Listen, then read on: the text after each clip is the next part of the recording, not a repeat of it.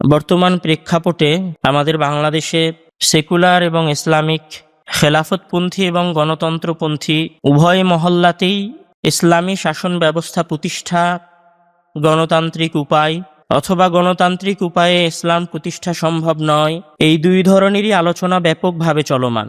এখানে যেমন এক শ্রেণী গণতন্ত্রকেই ধর্মের মতো মনে করা শুরু করেছে, ঠিক আর এক শ্রেণী খেলাফত প্রতিষ্ঠা করার জন্য চরমপন্থাকেই মূল মাধ্যম হিসেবে গ্রহণ করতে চাচ্ছে। আমরা আজকের জুমার খুতবার এই আলোচনায় আমরা যেটা ফুটিয়ে তোলার চেষ্টা করব সেটি হচ্ছে ইসলামী রাষ্ট্র প্রতিষ্ঠার পথ পদ্ধতি এবং গণতান্ত্রিক ব্যর্থতা। এখানে আমাদের আলোচনার প্রথমে থাকবে ইসলামী রাষ্ট্র বলতে কি বোঝায়, ইসলামী রাষ্ট্রের মৌলিক উপাদান, ইসলামী রাষ্ট্রের লক্ষ্য এবং উদ্দেশ্য, বর্তমান বিশ্বে বিভিন্ন মুসলিম দেশের রাষ্ট্রগত অবস্থান।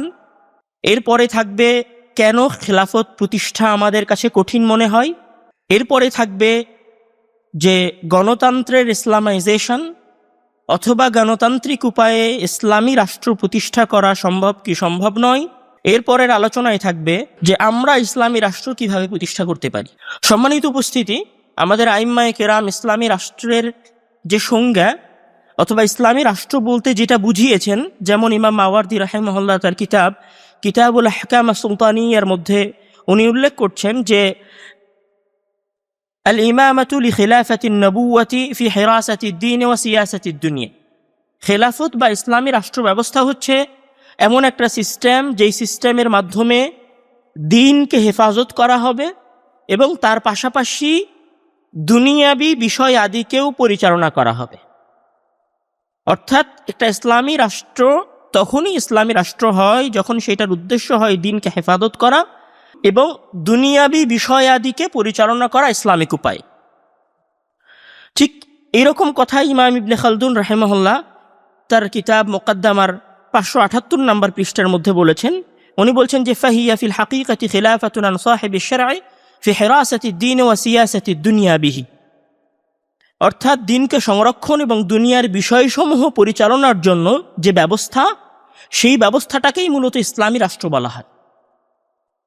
এখন ইসলামী রাষ্ট্র প্রতিষ্ঠা হওয়ার জন্য কি কি প্রয়োজন, মানে কখন আমরা বলতে পারবো যে এই জিনিসগুলো একত্রিত হলে একটি ইসলামী রাষ্ট্র পূর্ণতা পেয়েছে।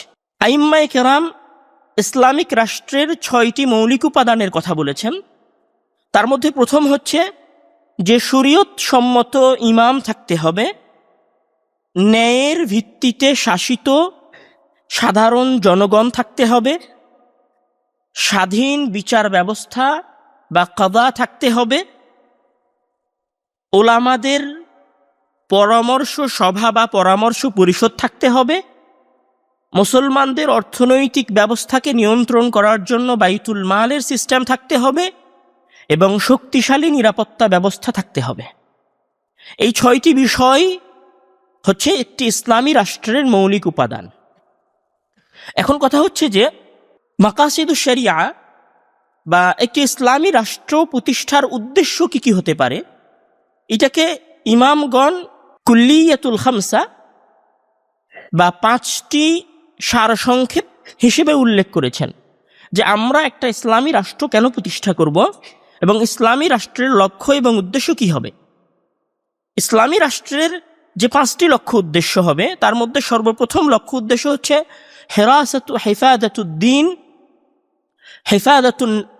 হেফাদাতুদ্দিন, দ্বীনকে সংরক্ষণ করা।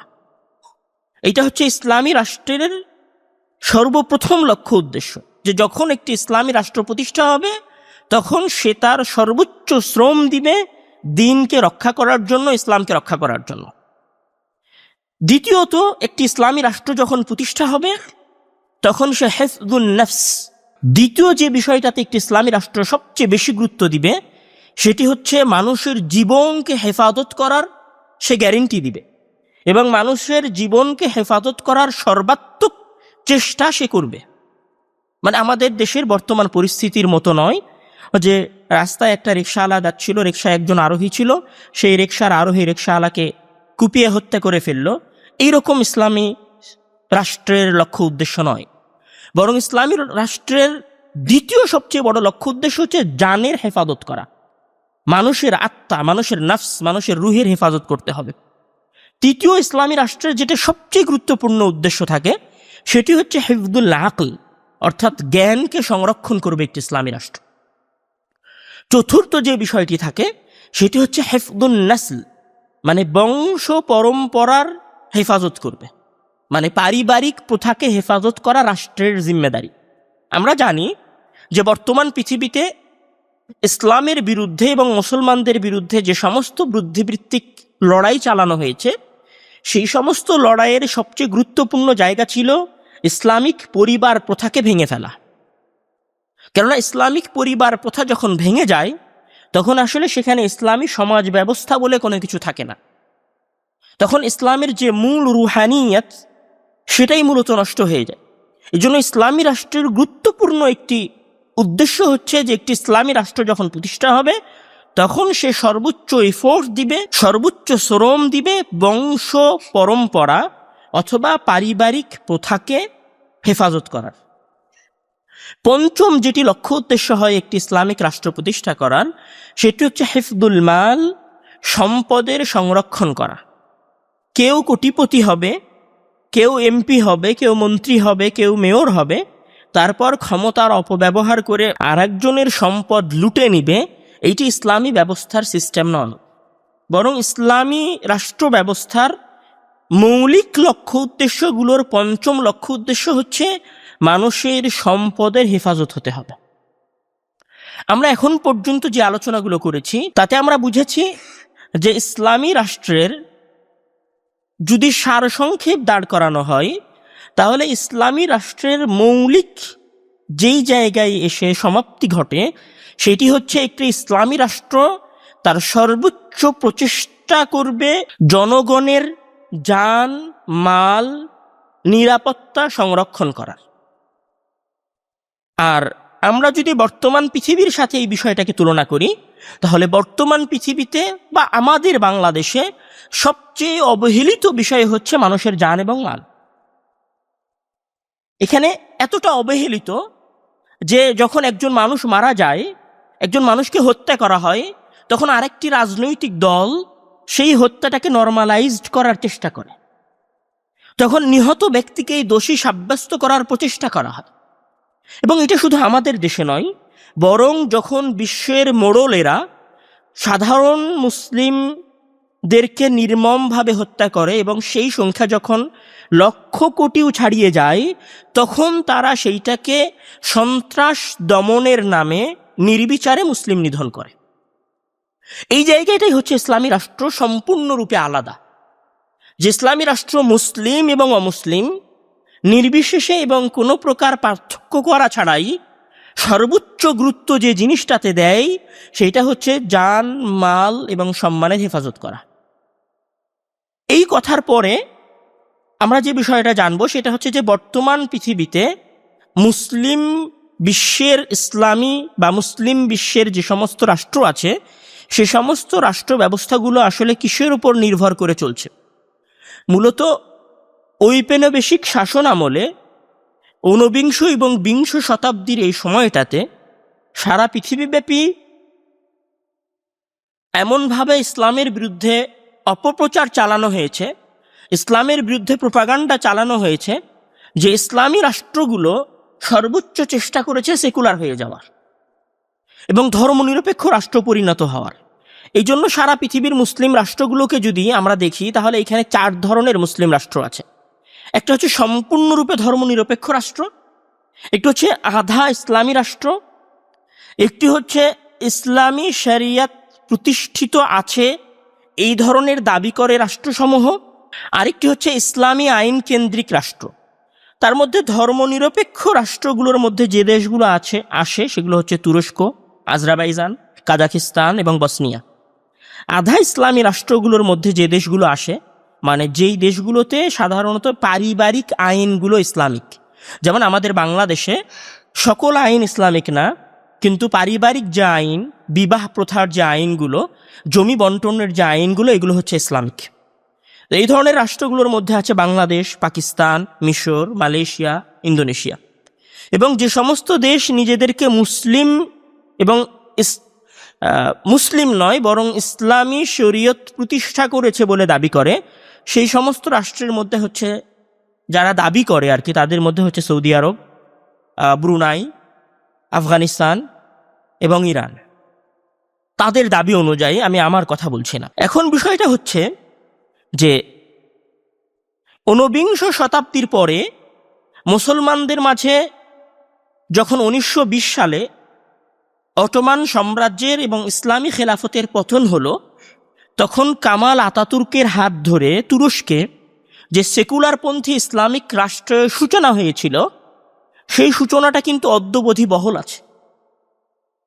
এবং সকল মুসলিম রাষ্ট্রই, আমি নাম উল্লেখ করে বলছি না, আপনি যদি দেখেন যে সকল মুসলিম রাষ্ট্রগুলোই সর্বোচ্চ চেষ্টা করতেছে, সেটা যে রাষ্ট্রই হোক না কেন, সকল মুসলিম রাষ্ট্রগুলোই সর্বোচ্চ চেষ্টা করতেছে নিজেদেরকে সেকুলার হিসেবে প্রতিষ্ঠা করার।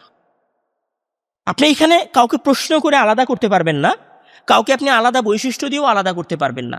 যারা একসময় শরীয়তের উপর ছিল, তারাও চেষ্টা করতেছে কিভাবে শরীয়তটাকে নরমালাইজড করা যায়। যারা আধা ইসলামিক ছিল, তারাও চেষ্টা করতেছে কিভাবে আধা ইসলামিকের স্তর থেকে বের হয়ে এসে পূর্ণ ধর্মনিরপেক্ষ রাষ্ট্র প্রতিষ্ঠা করা যায়। এখন যেটা প্রশ্ন, সেটা হচ্ছে যে ওসমানী সালতানাতের পতনের পরে এবং বিশেষ করে যখন 9/11-এ টুইন টাওয়ারের ওপর হামলা হয়েছে এবং বিংশ শতাব্দীতে এসে যখন বুদ্ধিবৃত্তিক লড়াই মুসলমানদের বিরুদ্ধে ব্যাপকভাবে শুরু হয়েছে এবং মুসলমানদেরকে সন্ত্রাসী তকমা দেওয়া শুরু হয়েছে, এই তকমা দেওয়ার পরে মুসলমানেরা স্পষ্টভাবে কোনো সময় ইসলামিক রাষ্ট্র প্রতিষ্ঠা করার অথবা শরীয়ত ভিত্তিক রাষ্ট্র প্রতিষ্ঠা করার দাবি অত জোরালোভাবে উপস্থাপন করতে পারেনি, হাতে গোনা কিছু রাষ্ট্র ছাড়া।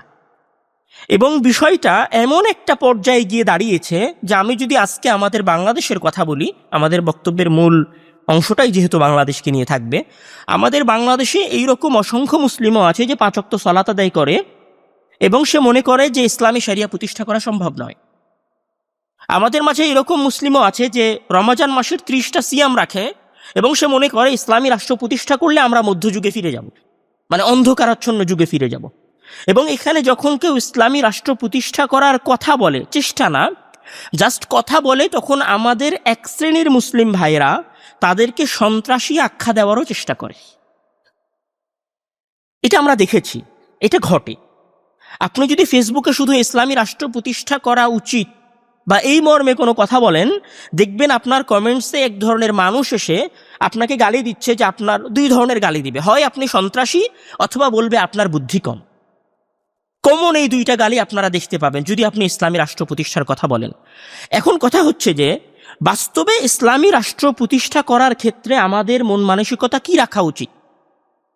আমরা কি এটাই মনে করব যে 1920 সালে ওসমানীয় সালতানাতের পরে খেলাফত শাসনের অধপতনের পরে আমরা কেউ ইসলামী খেলাফা প্রতিষ্ঠা করার কথা বলতে পারবো না? অথবা বাংলাদেশের মতো একটি গণতান্ত্রিক রাষ্ট্রে আমরা কোনো সময় একটি ইসলামিক রাষ্ট্র প্রতিষ্ঠা করার স্বপ্ন দেখতে পারবো না? বিষয়টা কি আসলে এইরকম? এই জায়গায় সর্বপ্রথম যে কথাটা আসে সেটা হচ্ছে যে ইসলামের মৌলিক কোর উপাদানগুলো বা কোর মূলনীতিগুলোর একটা মূলনীতি হচ্ছে, একজন মুসলমানের এই বিশ্বাস রাখা উচিত যে ইসলামিক রাষ্ট্র প্রতিষ্ঠা করার চেষ্টা করাটা ফরজ। আবার বলি কথাটা, একজন মুসলিমের এই চিন্তাধারা রাখাটা ফরজ যে আমাকে ইসলামী রাষ্ট্র প্রতিষ্ঠা করার চেষ্টা করতে হবে। ঠিক ওই রকম ভাবে ফরজ মনে করতে হবে যেইভাবে আমরা সলাতকে ফরজ মনে করি, যেইভাবে আমরা সিয়ামকে ফরজ মনে করি। পার্থক্য এতটুকু যে সলাত প্রত্যেক ব্যক্তিকে আদায় করতে হয়, প্রত্যেক ব্যক্তির উপরে ফরজ। আর ইসলামিক রাষ্ট্র প্রতিষ্ঠা করা প্রত্যেক ব্যক্তির উপরে ফরজ নয়, বরং একটা দেশে এই ধরনের জনগোষ্ঠী থাকা উচিত যারা ইসলামী রাষ্ট্র প্রতিষ্ঠা করার চেষ্টা করবে। এটা হচ্ছে ফারদে কিফায়া। এবং আমরা জানি, আপনারা সবাই জানেন এবং আমাদের আলেমুল আমাদের কাছ থেকে জেনেছেন এবং শিখেছেন যে কোনো ব্যক্তি যদি ইসলামের কোনো ফরজকে নিয়ে তিরস্কার করে এবং তাচ্ছিল্যমূলক কথা বলে, তাহলে সে কোনোভাবেই মুসলিম থাকতে পারে না। এটা আপনাদের জানা কায়দা। মানে ইসলামের মৌলিক কোনো বিধানকে, যেমন আপনি সলাত আদায় করছেন না এটা আলাদা কথা, কিন্তু আপনি সলাতকে কোনো সময় তাচ্ছিল্য করতে পারবেন না। আপনি ইসলামী রাষ্ট্র প্রতিষ্ঠা করার চেষ্টা করছেন না এই কথা ঠিক আছে, কিন্তু আপনি ইসলামী রাষ্ট্র প্রতিষ্ঠা করার যারা চেষ্টা করবে আপনি তাদেরকে তাচ্ছিল্য করতে পারবেন না এবং আপনি তাদের বিরুদ্ধাচারণ করতে পারবেন না। আপনি তাদেরকে সুন্দর পরামর্শ দিতে পারেন। এবং ইসলামী রাষ্ট্র প্রতিষ্ঠা করার চেষ্টা করাটা যে ওয়াজিব সে কথা ইমাম ইবনে হাজার আল হাইসামি রাহিমাহুল্লাহ তার বইয়ের মধ্যে বলছেন যে اعلم أيضا أن الصحابة رضوان الله عليهم أجمعوا على أن نصب الإمام بعد انقراض زمن النبوة واجب بل جعلوه أهم الواجبات حيث اشتغلوا به عن دفن رسول الله صلى الله عليه وسلم সাহাবায়ে কিরাম শুধু ইসলামী রাষ্ট্র প্রতিষ্ঠা করা ওয়াজিব মনে করতেন, বিষয়টা এরকম নয়, বরং ওয়াজিব বা ফরজ সমূহের মধ্যে সবচেয়ে গুরুত্বপূর্ণ ফরজ মনে করতেন। এই জন্য রাসূল সাল্লাল্লাহু আলাইহি ওয়াসাল্লামের দাফন কার্য সম্পূর্ণ হওয়ার আগে কে রাষ্ট্র নেতা হবে সেইটা নিয়ে সাহাবীদের মাঝে কথা হয়েছে। আপনারা সেই হিস্ট্রি জানেন। ইমাম আল রামালি রাহিমাহুল্লাহ তার কিতাব গায়াতুল বায়ান ফি জাবাদি ইবনে রাসলানের মধ্যে বলছেন লিইজমা'i সাহাবাতি বা'দা ওয়াফাতিহি সাল্লাল্লাহু আলাইহি ওয়াসাল্লাম আলা নাসবিহি হাত্তা জা'ালুহু আহাম্মাল ওয়াজিবাত ওয়া কদ্দামুহু আলা দাফনিহি সাল্লাল্লাহু আলাইহি ওয়াসাল্লাম।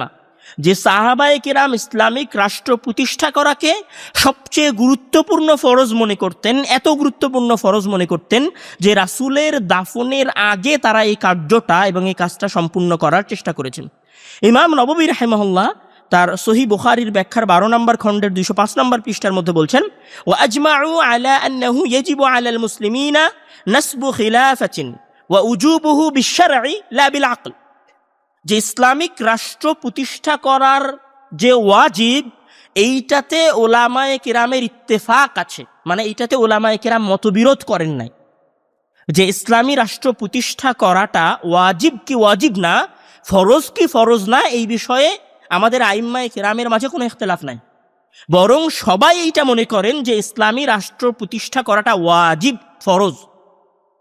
এবং এটা আকল বিবেক দিয়ে ফরজ নয়, বরং বিশ-শারঈ দলিল এবং আদিল্লার ভিত্তিতে ফরজ।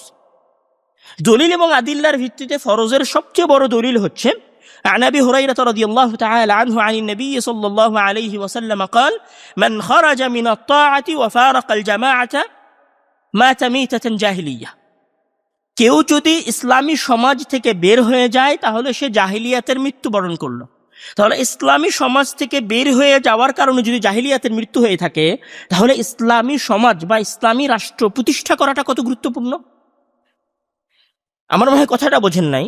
ইসলামী মানে মুসলিম শাসকের বা ইসলামিক জামাত থেকে বের হয়ে যাওয়ার কারণে, মানে শাসকের বিরুদ্ধাচারণ করার কারণে বা শাসকের আনুগত্য থেকে বের হওয়ার পরে যদি কেউ মারা যায় এবং সেই মৃত্যু যদি জাহিলিয়াতের মৃত্যু হয় তাহলে ওই ইসলামিক রাষ্ট্র প্রতিষ্ঠা করাটা কত গুরুত্বপূর্ণ। এই আলোচনায় আমাদের কাছে যে সারমর্মটা দাঁড়ায় সেটি হচ্ছে যে প্রত্যেক মুসলিমের এই বিশ্বাস রাখা উচিত, যেভাবে আমরা বিশ্বাস করি যে আমাদের নবী মুহাম্মদ সাল্লাল্লাহু আলাইহি ওয়াসাল্লাম, যেভাবে আমরা বিশ্বাস করি যে আমাদের মালিক হচ্ছেন আল্লাহ তাআলা, যেভাবে আমরা বিশ্বাস করি যে বুনিয়াল ইসলামু আলা খামসিন, ইসলাম 5টি স্তম্ভের উপর দাঁড়িয়ে আছে, ঠিক ওই রকম ভাবে আমরা এই বিশ্বাস রাখতে বাধ্য। এবং এখানে কোনো প্রশ্ন করা যাবে না যে ইসলামিক রাষ্ট্র প্রতিষ্ঠার চেষ্টা করাটা ওয়াজিব। এবং কেউ যদি কোথাও যদি ফেসবুকে ইউটিউবে কোনো বুদ্ধিমান ব্যক্তি অথবা আমরা যাদেরকে বুদ্ধিজীবী বলছি তারা যদি এইটাকে নিয়ে তিরস্কার করে তাহলে ওলামাদের কাছে ফতোয়া চাওয়া উচিত যে সে মুসলিম আছে নাকি অমুসলিম হয়ে গেছে। আমরা এই আলোচনায় এইটা বুঝলাম যে ইসলামী রাষ্ট্র প্রতিষ্ঠা করা ওয়াজিব। এখন আসি যে ইসলামিক রাষ্ট্র প্রতিষ্ঠা করার পথে আসলে আমাদের দেশে বাধাটা কি, আমরা কেন ইসলামিক রাষ্ট্র প্রতিষ্ঠা করতে পারছি না, অথবা আমাদের দেশের সাধারণ জনগণ অথবা এলিট শ্রেণী কেন এইরকম মনে করছে যে ইসলামিক রাষ্ট্র প্রতিষ্ঠা করা সম্ভব নয়। এই জিনিসটা জানতে হলে আপনাকে মানে এর কারণটা জানতে হলে আপনাকে ইংরেজদের দীর্ঘ 190 বছরের মুসলমানদের ওপর শাসনের যে ইতিহাস আছে এবং জুলুম এবং নির্যাতনের যে ইতিহাস আছে সেই ইতিহাস আপনাকে জানতে হবে। তাহলে আপনি বুঝতে পারবেন যে কিভাবে তারা আপনার মেধা এবং মগজ এবং অর্থনৈতিক সক্ষমতা, শিক্ষাগত যোগ্যতাকে এতটা দুর্বল পর্যায়ে নিয়ে গেছে এবং এতটা মডিফাই করেছে যে আমরা ওই চিন্তা ভাবনা করতে পারছি না। মানে 190 বছরে একটা চিন্তাকে পরিবর্তন করা হয়েছে। আপনি সেই চিন্তা তো একদিনে পাল্টে ফেলতে পারবেন না। আমরা বুঝাতে পারিনি কথা। 190 বছরে যেই চিন্তা আমাদের যুবক শ্রেণীদেরকে দেওয়া হয়েছে, আমাদের শিক্ষিত শ্রেণীকে দেওয়া হয়েছে, আমি আপনি সেইটা 10 দিনে, সেটা 10 বছরে, সেটা 5 বছরে পরিবর্তন করতে পারবো না। আপনি যদি দেখেন যে এটা আরো স্পষ্ট হবে, আপনি যদি ব্রিটিশ বিরোধী আন্দোলনে মুসলমানদের স্তরগুলো দেখেন। ব্রিটিশ বিরোধী আন্দোলনে মুসলমানদের আন্দোলনটা 3 ভাগে ভাগ করা যেতে পারে। প্রথম ব্রিটিশ বিরোধী আন্দোলন হচ্ছে ব্রিটিশদের বিরুদ্ধে সামরিক লড়াই বা ব্রিটিশদের বিরুদ্ধে শাসকদের লড়াই। ব্রিটিশদের বিরুদ্ধে শাসকদের লড়াই কোনগুলো? 1757 সালে পলাশির যুদ্ধ হচ্ছে ব্রিটিশদের বিরুদ্ধে মুসলিম শাসকদের লড়াই।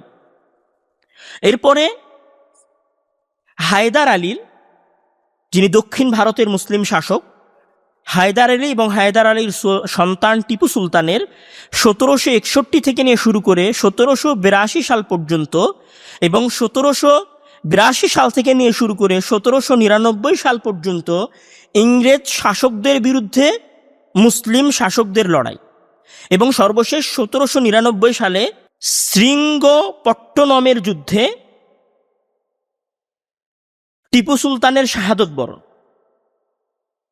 সামরিক লড়াই হচ্ছে 1757 সালে সিরাজউদ্দৌলার, সামরিক লড়াই হচ্ছে বাদশাদের পক্ষ থেকে 1761 থেকে 1799 পর্যন্ত এবং সর্বশেষ বাদশার পক্ষ থেকে সামরিক লড়াই হচ্ছে 1857 সালের সিপাহী বিদ্রোহ। 1857 সালের সিপাহী বিদ্রোহের পরে মুসলিম শাসকেরা অথবা মুসলমানেরা সামগ্রিকভাবে ইংরেজদের বিরুদ্ধে কোনো অস্ত্র বা সশস্ত্র প্রতিবাদ করার সাহস করেনি, বরং তাদের আন্দোলনের ধরন পরিবর্তন হয়ে গেছে 1857 পরে এসে বা 1857 আশেপাশের সময়ে এসে। 1857-তে যখন সিপাহী বিদ্রোহ হলো, সিপাহী বিদ্রোহের এই ঘটনার পরে এবং এই ঘটনায় ইংরেজ সাম্রাজ্যবাদীরা, ঔপনিবেশিক ইংরেজরা সবচেয়ে বেশি ভয় পেয়েছিল এবং মাত্র 1857 থেকে 58 সালের মধ্যবর্তী সময়ে 1 বছরে তারা 77,000-এরও বেশি মুসলিমকে হত্যা করেছিল, 10,000-এরও বেশি আলেম ওলামাকে হত্যা করেছিল। মৌলানা হাবিবুর রহমান, এস.এম. খান, উইলিয়াম ডার্লিং পল তার কিতাব দি মোঘল বইয়ে মুসলমানদের এই সিপাহী বিদ্রোহের পরে ইংরেজদের টার্গেট যে শুধু মুসলমানেরা হয়ে গিয়েছিল সেটা উল্লেখ করেছেন এবং ব্রিটিশ লেখক উইলিয়াম হাওয়ার্ড রাসেল পর্যন্ত স্বীকার করেছেন এইটা, যে সিপাহী বিদ্রোহের পরে ইংরেজ সৈনিকরা পর্যন্ত মুসলমানদের বিরুদ্ধে প্রতিশোধ নেওয়ার জন্য পাগল হয়ে যায়। এজন্য মুসলমানদের জমিদারিগুলো, অসংখ্য মুসলিম ব্যক্তিদের জমিদারিগুলো ইংরেজ শাসকরা দখল করে নেয়, অসংখ্য মাদ্রাসা বন্ধ হয়ে যায়, বড় বড় আলেম ওলামাদেরকে আন্দামান দ্বীপপুঞ্জে বন্দি করে ফেলা হয়। এইটা হচ্ছে ইংরেজদের বিরুদ্ধে মুসলমানদের সামরিক লড়াই। এই জায়গায় ইংরেজরা মুসলমানদের হাতে শাসন ক্ষমতা ছেড়ে দেয়নি। এরপরে এসেছে মুসলমানদের সংস্কারপন্থী নেতাদের লড়াই। সংস্কারপন্থী নেতা মানে যেমন তিতুমির, উনি যে আন্দোলন করেছিলেন, উনার আন্দোলনের শুরুটা ছিল সংস্কার আন্দোলন, যে ধুতি পরতে হবে না, লুঙ্গি পরতে হবে, দাড়ি ক্লিন সেভ করা যাবে না, বরং দাড়ি ছাড়তে হবে, নামগুলো ইসলামিক হতে হবে। এটা ছিল তিতুমিরের লড়াই। হাজী শরীয়তুল্লাহর লড়াই কি ছিল? যে ফরজ বিধানগুলোকে বাস্তবায়ন করতে হবে এবং শিরিক মুক্ত সমাজ গড়তে হবে। এটি হাজী শরীয়তুল্লাহ এবং দুদু মিয়ার আন্দোলন ছিল। এবং শাহ ইসমাইল শহীদদের আন্দোলনের যে সূচনা ছিল, এই সূচনাটাও ছিল ইসলামিক সংস্কারপন্থী আন্দোলন। এবং এইখানে একদল আলেমের কথা উল্লেখ না করলেই নয়, সেটা হচ্ছে ওলামায়ে সাদেকপুরের আন্দোলন। শুধু সাদেকপুর অঞ্চলের ওলামায়ে কেরাম ব্রিটিশ বিরোধী আন্দোলনে যে ভূমিকা রেখেছিলেন, তারপরে মুসলমানদের ব্রিটিশদের কাছ থেকে ক্ষমতা না পেয়ে হিন্দুদের কাছে ক্ষমতা চলে যাওয়াটা হচ্ছে সবচেয়ে হৃদয় বিদারক দৃশ্য। আহমদুল্লাহর জ্যৈষ্ঠ পুত্র হাকিম আব্দুল হামিদ রচিত মসনভি শহরে আসব গ্রন্থে ওনার যে কবিতার বই, সেই কবিতার বই 1865 সালের পরে সাদিকপুরের ওলামায়ে কেরামের ওপর কি অত্যাচার চালানো হয়েছিল সেই অত্যাচারের বর্ণনা উনি দিয়েছেন। এবং 1960 সালে doctor Qeyamuddin Ahmad Wahabi movement in India বইয়ের মধ্যে ওলামায়ে সাদিকপুরের উপর চালানো অত্যাচারের বর্ণনাও দিয়েছেন। এবং ডব্লিউ হান্টারের রচিত দ্য ইন্ডিয়ান মুসলিম, যেটা 1871 সালে প্রকাশিত হয়েছিল, সেই বইয়েও ওলামায়ে সাদিকপুর অর্থাৎ সাদিকপুরের আহলে হাদিস ওয়াহাবি আহলে হাদিস ওলামাদের প্রতিদানের কথা উল্লেখ করা হয়েছে। এখানে যে বিষয়টা ফুটে ওঠে সেটা হচ্ছে যে ইংরেজদের বিরুদ্ধে মুসলমানদের দ্বিতীয় যে লড়াই ছিল সেটি হচ্ছে শাসক মুসলিম আলেম ওলামাদের সংস্কারপন্থী লড়াই, মানে আকীদা, ইবাদাহ এগুলোকে পরিশুদ্ধ করার লড়াই। এরপরে যে লড়াইটা মুসলমানেরা শুরু করেছে, যেটা স্যার সৈয়দ আহমদ আলীগড় মুসলিম ইউনিভার্সিটির মাধ্যমে শুরু করেছিলেন, সেটা হচ্ছে মুসলমানদের রাজনৈতিক লড়াই। এবং এই যে স্যার সৈয়দ আহমদ যখন আসলেন, শেরে বাংলা একে ফজলুল হকের মতো ব্যক্তিরা যখন আসলেন, মিস্টার আলী জিন্নার মতো ব্যক্তিরা যখন আসলেন, তখন ইনারা হচ্ছেন এমন ব্যক্তি যারা ইংরেজ শিক্ষা নিয়ে বেড়ে উঠেছেন এবং তাদের মাথার মধ্যে তারা নিজেরা সেকুলারিজম দ্বারা প্রভাবিত ছিলেন। এবং এই জন্য ইংরেজরা মুসলিম শাসকদের হাতেও ক্ষমতা ছাড়ে নাই, সংস্কারপন্থী ওলামায়ে কেরামদের হাতেও ক্ষমতা ছাড়েনি। সর্বশেষ কাদের হাতে ক্ষমতা ছেড়েছে? যখন মুসলমানদের আন্দোলনটা জিহাদি আন্দোলন থেকে বের হয়ে, যখন মুসলমানদের আন্দোলনটা সংস্কারপন্থী আন্দোলন থেকে বের হয়ে রাজনৈতিক এবং গণতান্ত্রিক আন্দোলনের রূপ নিয়েছে, তখন মূলত ইংরেজরা 1947 সালে মুসলমানদের হাতে ক্ষমতা ছেড়ে দিয়ে চলে গেছে। এবং যাদের হাতে ক্ষমতা ছেড়ে দিয়েছেন তারা আমাদের ওই সমস্ত আলেম ওলামার মতো ইসলামী রাষ্ট্র প্রতিষ্ঠা করার বিশ্বাস রাখতেন না, যেটা স্যার সৈয়দ আহমদ রাখতেন, যেটা তিতুমির রাখতেন, যেটা হাজী শরীয়তুল্লাহ রাখতেন, যেটা টিপু সুলতানেরা রাখতেন। এই বিশ্বাসটা ওনারা রাখতেন না যে একটা কম্বিনেশনের মাধ্যমে ইসলামী শাসন ক্ষমতা বা মুসলিম রাষ্ট্র, ইসলামিক রাষ্ট্র না। আগের কথাগুলো ছিল ইসলামিক রাষ্ট্র নিয়ে, কিন্তু যখন রাজনৈতিক ব্রিটিশ বিরোধী আন্দোলনটা যখন রাজনীতিকরণ করা হয়েছে, তখন এইটা ইসলামিক রাষ্ট্র থেকে মুসলিম রাষ্ট্রে পরিণত হয়ে গেছে। ইসলামিক রাষ্ট্র এবং মুসলিম রাষ্ট্রের মধ্যে তফাৎ আছে।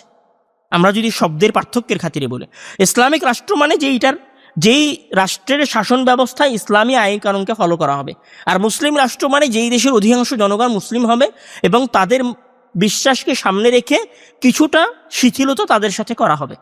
তো পরবর্তী যে আন্দোলন, যাদের হাতে ইংরেজরা ক্ষমতা হস্তান্তর করে দিয়ে চলে গেছিলেন, তারা মূলত এই ধরনের বিশ্বাস রাখতেন।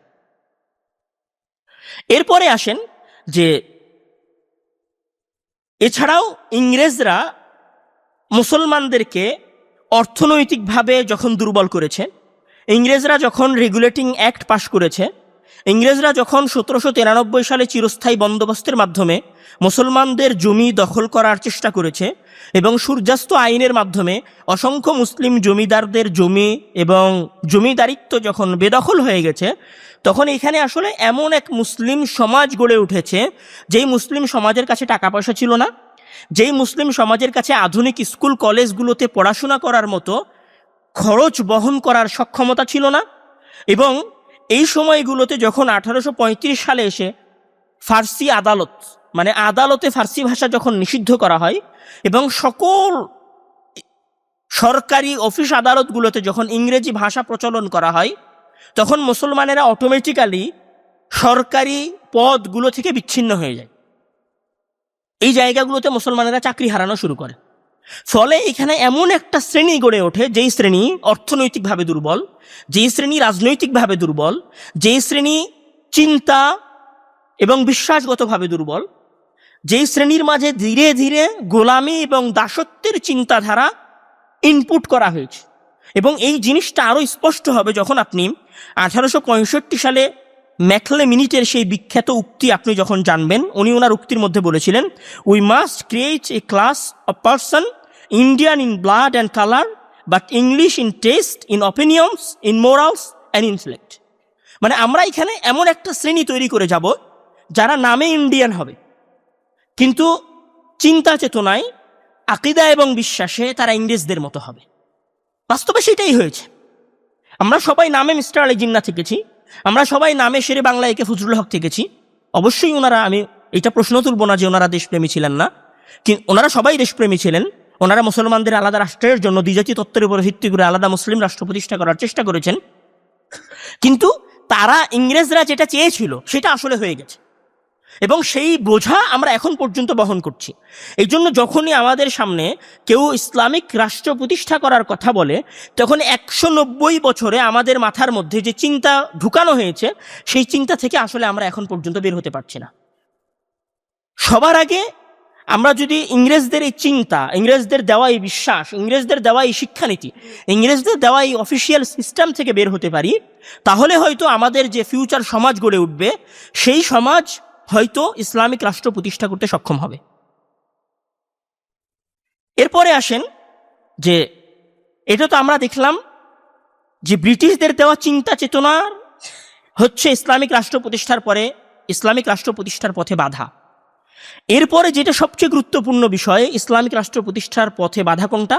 ইসলামিক রাষ্ট্র প্রতিষ্ঠার পথে সবচেয়ে বড় বাধা হচ্ছে গণতন্ত্রের প্রতি মুসলমানদের অগাধ বিশ্বাস এবং আস্থা।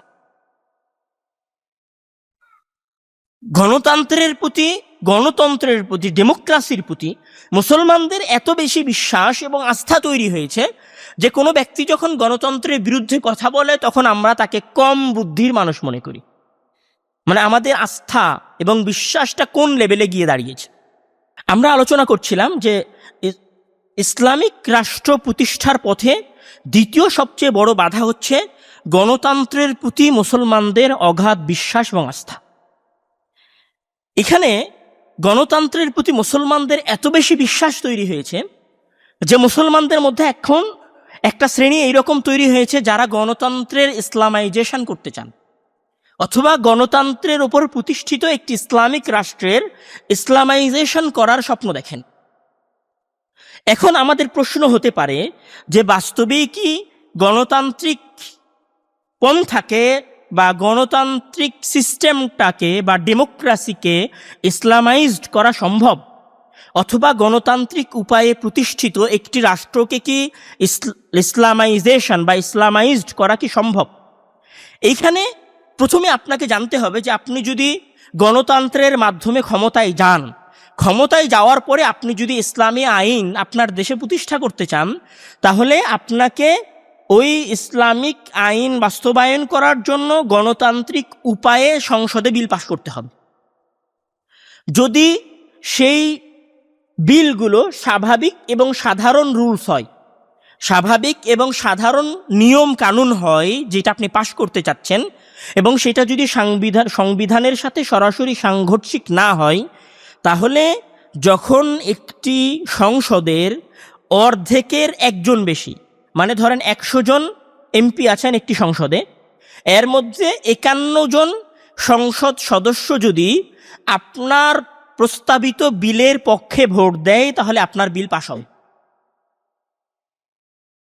মানে ধরেন বর্তমান বাংলাদেশে আপনি ইসলামিক কোনো আইন প্রতিষ্ঠা করতে চাচ্ছেন অথবা ইসলামিক কোনো আইন বাস্তবায়ন করতে চাচ্ছেন, তাহলে সবার আগে আপনাকে সেই প্রস্তাবটা বাংলাদেশের সংসদে রাখতে হবে। রাখার পরে সেটাকে 3 স্তরে পাঠ করা হবে। 3 স্তরে পাঠ করার পরে সেটার উপরে ভোটাভুটি হবে। সেই ভোটাভুটির পরে সেইটা যাবে হচ্ছে রাষ্ট্রপতির কাছে। রাষ্ট্রপতি সেটাকে অ্যাপ্রুভ করবে। তো ভোটাভুটি হওয়ার জন্য কতজন সদস্য লাগবে? যদি 100 জন হয় তাহলে 51 জন লাগবে, মানে অর্ধেকের একজন বেশি হলে আপনি বিল পাশ করতে পারবেন। অর্থাৎ আপনি যদি কোনো ইসলামিক আইন পাশ করতে চান, তাহলে 51 জন সংসদ সদস্য আপনার আকীদা এবং আপনার বিশ্বাসী হতে হবে। এটা হচ্ছে সাধারণ আইনের ক্ষেত্রে। এখন আসেন যে আপনি যদি কোর আইন পরিবর্তন করতে যান, কোর আইন মানে ধরেন আপনি হচ্ছেন দণ্ডবিধির আইন পরিবর্তন করতে চান, মানে কেসাসের আইন, হুদুদের আইন, তাজিরের আইন বাস্তবায়ন করতে চান। কেসাস মানে চোখের বদলে চোখ, হাতের বদলে হাত। হুদুদ মানে কেউ যদি হত্যা করে ফেলে তাহলে তাকে হত্যা করা হবে, কেউ যদি চুরি করে তাহলে তার হাত কাটা হবে। এই যে আইনগুলো, আপনি যদি এই আইনগুলো বাস্তবায়ন করতে চান, তাহলে এই আইনগুলো বাংলাদেশের সংবিধানের আর্টিকেল 27, আর্টিকেল 31, 32 এবং আর্টিকেল 35 সরাসরি বিরোধী। তখন আপনাকে কি করতে হবে? বাংলাদেশের সংবিধান পরিবর্তনের প্রস্তাব রাখতে হবে। এখানে আরো একটা সমস্যা আছে যে বাংলাদেশের সংবিধানে রাষ্ট্র ধর্ম ইসলাম, কিন্তু আইন প্রণয়নের ক্ষেত্রে যেই ব্যবস্থাকে সামনে রাখা হয়েছে সেটার নাম হচ্ছে ধর্মনিরপেক্ষতা। ধর্মনিরপেক্ষতার 3টা মৌলিক বৈশিষ্ট্য আছে, যেটা জন লক, জে.এস. মিল এবং চার্লস টেইলর নির্ধারণ করে দিয়েছেন। ধর্মনিরপেক্ষ রাষ্ট্রের 3টা বৈশিষ্ট্য থাকতে হবে। এক, যে ধর্মনিরপেক্ষ রাষ্ট্রে রাষ্ট্রীয় সমতা এবং নিরপেক্ষতা থাকতে হবে, বাক স্বাধীনতা থাকতে হবে, রাষ্ট্র এবং ধর্ম দুইটা সম্পূর্ণ আলাদা আলাদাভাবে চলবে। তাহলে বাংলাদেশের সংবিধানে যদি ধর্মনিরপেক্ষতা থাকে আইন প্রণয়নের ক্ষেত্রে, তাহলে সবার আগে আপনি যখন হুদুদের আইন বাস্তবায়ন করতে চাইবেন, কিসাসের আইন বাস্তবায়ন করতে চাইবেন, তাহলে বাংলাদেশের সংবিধান থেকে ধর্মনিরপেক্ষতা আপনাকে উঠাতে হবে। মানে এমন সংবিধান প্রণয়ন করতে হবে যেই সংবিধানটা ধর্মনিরপেক্ষ হবে না। এবং একটা সংবিধান পরিবর্তনের জন্য আপনাকে কি করতে হবে? 3/2 এমপি অথবা সংসদ সদস্যদের আপনার প্রস্তাবনার পক্ষে ভোট দিতে হবে। মানে আমাদের সংসদ সদস্য যদি 350 জন হয়, তাহলে 234 জন সংসদ সদস্যকে এই ভোট দিতে হবে যে আমরা বাংলাদেশের সংবিধান বাতিল চাই, আমরা বাংলাদেশের সংবিধান থেকে ধর্মনিরপেক্ষতা উঠিয়ে দিতে চাই। এবং এইখানে সকল ল ইসলামিক ল এবং ইসলামিক আইন এবং ইসলামী শরিয়া অনুযায়ী হবে। যখন 234 জন ক্যান্ডিডেট, 234 জন এমপি এবং সংসদ সদস্য কথা বলবে, তখন আপনি বাংলাদেশের সংবিধানকে ইসলামাইজ করতে পারবেন এবং বাংলাদেশকে ইসলামিক শাসন অনুযায়ী নিয়ে আসতে পারবেন। এখন আমার প্রশ্ন হচ্ছে, বাংলাদেশের সংবিধানে, বাংলাদেশের সংসদে কতজন এমপি ইসলামী শরিয়ার উপর বিশ্বাস রাখে? কতজন এমপি সংসদে গেলে ডেমোক্রেসির ইসলামাইজেশন চাইবে, গণতন্ত্রের ইসলামাইজেশন চাইবে? আপনি যে বললেন যে আমরা গণতন্ত্রকে ইসলামাইজ করব, অথবা আমরা বলছি যে আমরা গণতন্ত্রকে ইসলামিক করব, সেটা আমি একা চাইলে তো হবে না, আমার মতো আরো 233 জন সদস্যকে চাইতে হবে। তাহলে এই 233 জন সদস্যকে তো আপনাকে মেন্টালি কনভার্ট করতে হবে। তাহলে আপনি যখনই মেন্টালি কনভার্ট করতে চাইবেন, তখন আপনার রাস্তাটা আবার কোথায় ফিরে গেল? দাওয়ায়। আপনার রাস্তাটা আবার কোথায় ফিরে গেল? লা ইলাহা ইল্লাল্লাহ, তাওহীদের দাওয়াতে। মানে যতক্ষণ পর্যন্ত আপনি ওই এমপিকে আপনার চিন্তাধারায় পরিবর্তন করতে না পারছেন, ততক্ষণ পর্যন্ত আমি আপনি যাই বলি না কেন, দিন শেষে আমরা সবাই জানি যে আমরা ফাও বকতেছি। দিন শেষে আমরা সবাই জানি যে আমি ক্যামেরার সামনে এবং মাইকের সামনে যা বলতেছি জাস্ট ভিউয়ের জন্য বলতেছি, এবং যা বলতেছি তার সব এইটা যে ক্ষমতাসীন অথবা ক্ষমতায় যেতে যাওয়া কোনো দল আমার প্রতি একটু অনুগ্রহ করবে, অথবা মুসলিম সাধারণ জনগণের আমরা একটু সহমর্মিতা চাই। এর বাইরে আর কোনো উদ্দেশ্য নাই কারো। এবং বাংলাদেশে যে সমস্ত গণতান্ত্রিক মুসলিম দলগুলো আছে, তাদের কাছে কি এর কোনো নির্দিষ্ট রোড ম্যাপ আছে যে বাংলাদেশকে তারা কিভাবে ইসলামিক করবে? এর কোনো আইডিয়ালজি, এর কোনো সিস্টেম তারা কি দাঁড় করাতে পেরেছে? দাঁড় করাতে পারে নাই। এটা তো প্রথম সমস্যা, যে আপনি আপনার বিশ্বাস অনুযায়ী এমপি এবং মন্ত্রী পাবেন না। দ্বিতীয় সমস্যা হচ্ছে, ধরেন আপনি 234 জন 235 জন এমপি এরকম জোগাড় করে ফেললেন যারা আপনার বিশ্বাসে বিশ্বাসী, যারা বাংলাদেশকে ইসলামী শরিয়ায় রূপান্তর করতে চায়। তো আপনি যখন ইসলামিক শরিয়ায় রূপান্তর করবেন বাংলাদেশকে এবং ইসলামিক করে ফেলবেন, তখন বিশ্বের মোড়লেরা এবং ইউরোপিয়ানরা আপনার ওপরে যে অর্থনৈতিক ব্যারিকেড দিবে, আপনার ওপরে যে অত্যাচার এবং জুলুম নেমে আসবে, আপনার দেশে যে দুর্ভিক্ষ নেমে আসবে, আপনার দেশে যে অর্থনৈতিক মন্দা তৈরি হবে, সেই অর্থনৈতিক মন্দার মোকাবেলা করার টেন্ডেন্সি এবং মানসিকতা কি বাংলাদেশের সাধারণ জনগণদের মাঝে আছে? বাংলাদেশের কতজন সাধারণ জনগণ এই বিশ্বাস রাখে যে আমি না খেয়ে মারা যাব কিন্তু ইসলামিক রাষ্ট্র প্রতিষ্ঠা হতে হবে? কতজন ব্যক্তি এই বিশ্বাস রাখে যে আমেরিকা যদি আমাদেরকে এক বেলার রুটিও না দেয়, এক বেলার রুটিও যদি আমাদের ভাগ্যে না জোটে, আমরা যদি ঘাস খেয়ে বেঁচে থাকতে হয়, তাও আমরা ইসলামিক রাষ্ট্র চাইব? এইরকম বিশ্বাসের কতজন জনগণ আছে? ধরেন আজকে ইসলামিক একটা দল বাংলাদেশের শাসন ক্ষমতায় চলে গেল, শাসন ক্ষমতায় চলে যাওয়ার পরে তারা বাংলাদেশকে পরিবর্তন করে ফেললো। পরশুদিন বাংলাদেশে আন্দোলন শুরু হয়ে যাবে, আন্দোলন শুরু হয়ে যাওয়ার পরে বাংলাদেশের ক্ষমতার পতন হবে যারা শাসন ক্ষমতায় আছে তারা, এবং এইখানে যে শ্রেণী উঠে আসবে সেটা আগের শ্রেণীর চাইতে আরো বেশি সেকুলার, আরো বেশি বামপন্থী এবং আরো বেশি আমেরিকান প্রভুদের ভক্ত হয়ে তৈরি হবে। তাহলে বাস্তবে আমরা যে কথাটা বলছি, আমরা জনগণকে ধোঁকা দিচ্ছি। আপনি কেন শুধু উপর উপর কথা বলছেন? ভেতরের হিস্ট্রি, ভেতরের রিয়ালিটি মানুষের সামনে বর্ণনা করে। এটা একটা কথা গেল। দ্বিতীয় কথা হচ্ছে যে আসলে আমি এটা মনে করি যে গণতন্ত্র জাস্ট একটা মতবাদ না। ধরেন গণতন্ত্র একটা মতবাদ, আমি আমার জায়গা থেকে আমি ধরেন জাস্ট নাও আমি একজন অমুসলিম যদি বা আরেকজন অমুসলিম যদি ইসলামকে দেখে, তখন সে ইসলামকে কোন দৃষ্টিতে দেখে? একটা মতবাদের দৃষ্টিতে দেখে, যার কথাগুলো মিথ্যাও হতে পারে, যার কথাগুলো সত্যও হতে পারে, যার অধিকাংশ কথাগুলো সত্য অথবা অধিকাংশ কথাগুলো মিথ্যা। এখন এবং তাদের কাছে ইসলামিক আইন কানুনগুলো জাস্ট একটা আইন কানুন। ঠিক ওই রকম গণতন্ত্রেও তো আইন কানুন আছে। যদি আমরা রাসূল এবং আল্লাহকে বাদ দিয়ে দেই, রাসূলকে না, রাসূলকে যদি রাখি এবং আল্লাহর সাথে সম্পর্কটা যদি বাদ দিয়ে দেই, তাহলে ইসলামও একটা মতবাদের মতো এবং গণতন্ত্রও একটা মতবাদের মতো। তো ইসলাম যদি এই মতবাদের কারণে ধর্ম হয়, তাহলে গণতন্ত্র কেন ধর্ম হবে না? গণতন্ত্র যে ধর্ম, তার আমি কয়েকটা প্রমাণ দিচ্ছি যে একটা ধর্ম হওয়ার জন্য কি লাগে। একটা ধর্ম হওয়ার জন্য 4টা বৈশিষ্ট্য লাগে। তার মধ্যে সবচেয়ে বড় কি, যে বিশ্বাসের দাবি লাগে। গণতন্ত্রের বিশ্বাসের দাবি আছে, মানে কেউ যদি গণতন্ত্রের উপর বিশ্বাস করে, তাহলে সেই বিশ্বাসের দাবি আছে। সেই বিশ্বাস মানুষের কাছে কিছু চায়। কি চায়? মানুষের কাছে চায় যে মানুষ সর্বোচ্চ কর্তৃত্বের অধিকারী হবে এবং সংখ্যাগরিষ্ঠতায় সকল কিছু বৈধ করতে পারবে। এটা তো বিশ্বাসের দাবি। তো বিশ্বাসের দাবি থাকাটা কিসের বৈশিষ্ট্য? ধর্মের বৈশিষ্ট্য। দ্বিতীয় আসেন যে একটা ধর্মের কি থাকে? মোরাল কোড থাকে। গণতন্ত্রেরও মোরাল কোড আছে। গণতন্ত্রের মোরাল কোড বা নৈতিকতার কোড কি? যেখানে মানবাধিকার থাকতে হবে, ব্যক্তি স্বাধীনতা থাকতে হবে, মত প্রকাশের চূড়ান্ত স্বাধীনতা থাকতে হবে। যেমন ইসলামের নৈতিকতা আছে, ঠিক ওই রকম গণতন্ত্রেরও কিছু মোরাল কোড আছে। তারপরে কি থাকে? একটা ধর্মের রিচুয়ালিটি থাকে। গণতন্ত্রেরও নিজস্ব রিচুয়ালিটি বা নিজস্ব আচার আছে, নিজস্ব সিস্টেম আছে। সেই সিস্টেমটা কি? সেটা হচ্ছে নির্বাচন, সেটা হচ্ছে ভোটদান। ঠিক ওই রকম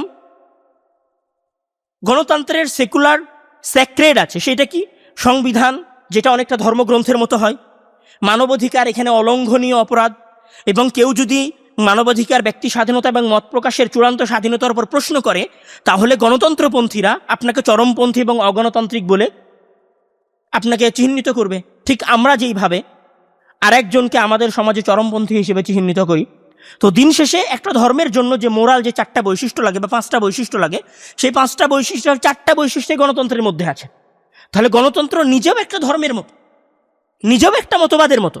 আপনি সেই মতবাদের মধ্যে ঢুকে, সেই ডেমোক্রেসির মধ্যে ঢুকে, সেই গণতন্ত্রের সিস্টেমের মধ্যে ঢুকে আপনি কিভাবে আরেকটা ধর্ম সেখানে ইনপুট করার চেষ্টা করতেছেন? আরেকটা স্বতন্ত্র দিন, যার সকল কিছুই সম্পূর্ণ আলাদা, সেইটাকে কিভাবে তার মধ্যে দেওয়ার আপনি প্রচেষ্টা করতেছেন? মানে এটা কোনোভাবেই সম্ভব না। এটা একটা অযৌক্তিক কথাবার্তা।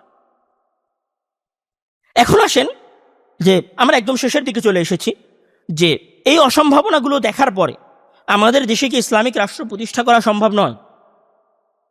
ইসলামিক রাষ্ট্র প্রতিষ্ঠা করা সম্ভব। সবার আগে এই বিশ্বাস রাখতে হবে যে আগামীকালই চেষ্টা করলে ইসলামিক রাষ্ট্র প্রতিষ্ঠা হবে না, বরং আগামী 30, 40, 50 বছর যদি আমরা চেষ্টা করতে পারি, তাহলে হয়তো এখানে একটা ইসলামিক রাষ্ট্র প্রতিষ্ঠা হতে পারে।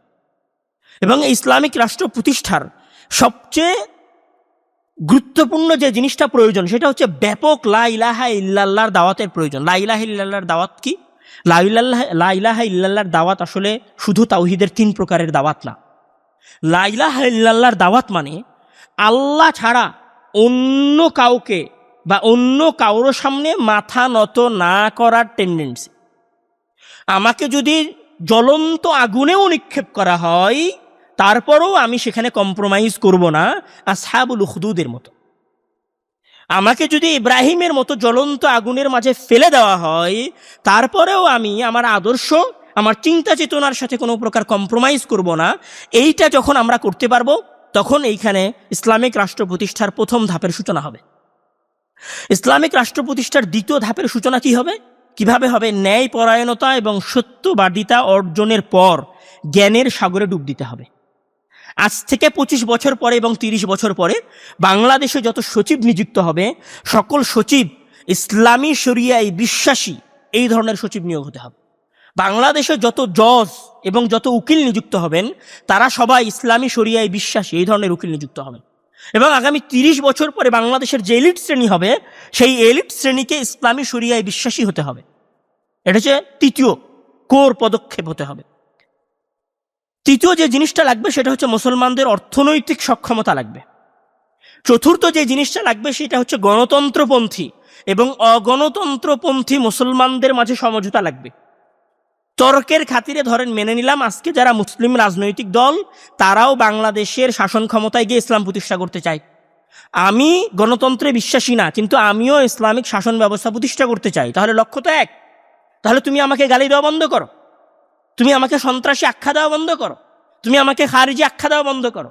যখন এই দুই গ্রুপের মাঝে সমঝোতা সম্ভব হবে লক্ষ্য উদ্দেশ্যের খাতিরে, তখন আমরা এখানে ইসলামিক রাষ্ট্রের পথে কয়েক ধাপে গিয়ে যাব। তারপরের যে পয়েন্টটা আসে সেটা হচ্ছে যে আজকে যেভাবে গণভোটের জন্য গণসংযোগ করা হচ্ছে, ভোটের জন্য যেভাবে নেতারা রাস্তায় রাস্তায় গণসংযোগ করছে, এভাবে যেদিন আলেম ওলামারা রাস্তায় রাস্তায় ইসলামিক শরিয়া প্রতিষ্ঠার জন্য গণসংযোগ করবেন, মানুষকে ইসলামী শরিয়ার সুবিধা এবং ইসলামী শরিয়ার ফরজিয়াত এবং ফরজ সম্পর্কে জানাবেন, তখন এইখানে একটা ইসলামিক রাষ্ট্র প্রতিষ্ঠা করা সম্ভব হবে। লাস্টের যে পয়েন্টটা সেটা হচ্ছে যে পৃথিবীর ইতিহাসে কোনো শাসন ব্যবস্থা, কোনো আদর্শের পরে আরেক আদর্শ ইনপুট হয় নাই বিপ্লব ছাড়া। এমনকি গণতন্ত্রও যে এই বিশ্বে প্রতিষ্ঠিত হয়েছে সেটাও বিপ্লবের উপর ভিত্তি করে প্রতিষ্ঠিত হয়েছে। সুতরাং এখানে অটোমেটিক্যালি বিপ্লবের মতো পরিবেশ তৈরি হবে। সেই বিপ্লবের মতো পরিবেশ কবে তৈরি হবে, কিভাবে তৈরি হবে, কেমন করে তৈরি হবে, এটা মূলত দীর্ঘ 30-40 বছরের একটা দীর্ঘ মেহনতের ফলাফল হিসেবে আমাদের সামনে দাঁড়াতে পারে। তবে গণতন্ত্র আপনাদেরকে বিপ্লবের রাস্তা তৈরি করে দিবে, এটা গণতন্ত্রের রুলস। কিন্তু যখন গণতন্ত্র বিপ্লবের রাস্তা তৈরি করে দিবে, তখন আপনাকে এই চিন্তা চেতনায় মাঠে আসতে হবে যে আমি ইসলামী শরিয়া প্রতিষ্ঠা করতে চাই।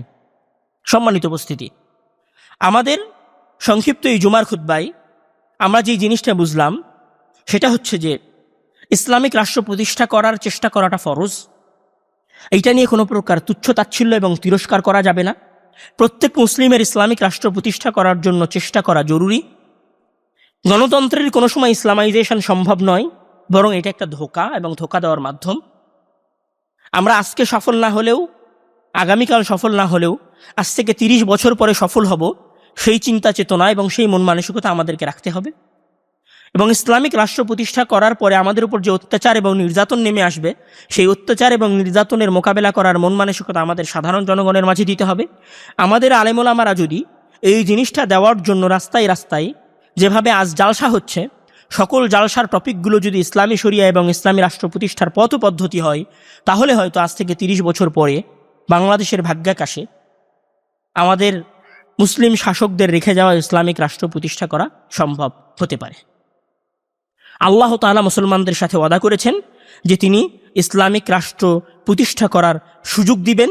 যেমন মহান আল্লাহ তাআলা বলছেন যে ওয়া'আদাল্লাহুল্লাযীনা আমানু মিনকুম ওয়া আমিলুস সালিহাত লা ইস্তাখলিফান্নাহুম ফিল আরদি, যে আল্লাহ তাআলা মুসলমানদেরকে খলিফা বানাবেন। তার কিছু শর্ত আছে। তো আল্লাহ তাআলা খলিফা বানাবেন, খলিফা হওয়াটা ইম্পসিবল না। আমরা যদি চেষ্টা করি এবং আমাদের চেষ্টায় যদি ইখলাস থাকে, আমাদের চেষ্টায় যদি ভিউ কামানো না থাকে, আমাদের চেষ্টায় যদি সমাজে ভাইরাল হওয়ার প্রবণতা না থাকে, আমাদের নিয়ত এবং আমাদের হৃদয়ের গভীরে যদি ইসলামী খেলাফত প্রতিষ্ঠা করার গভীর মনোবাসনা এবং কামনা থাকে এবং সেইটার জন্য নিজেকে উৎসর্গ করার মন মানসিকতা থাকে, একদিন বাংলাদেশের ভাগ্যাকাশে ইসলামী শাসন ব্যবস্থা প্রতিষ্ঠা হবে ইনশাআল্লাহ। আল্লাহ তাআলা আমাদেরকে সেই চেষ্টা করে যাওয়ার তৌফিক দান করুক, আমাদের জনগণের মাঝে সেই বিশ্বাস এবং আকীদা দেওয়ার তৌফিক দান করুক। আল্লাহুম্মা আমিন। ওয়া আখির দাওয়ানা আনিল হামদুলিল্লাহি রাব্বিল আলামিন। আসসালামু আলাইকুম ওয়া রাহমাতুল্লাহি ওয়া বারাকাতুহু।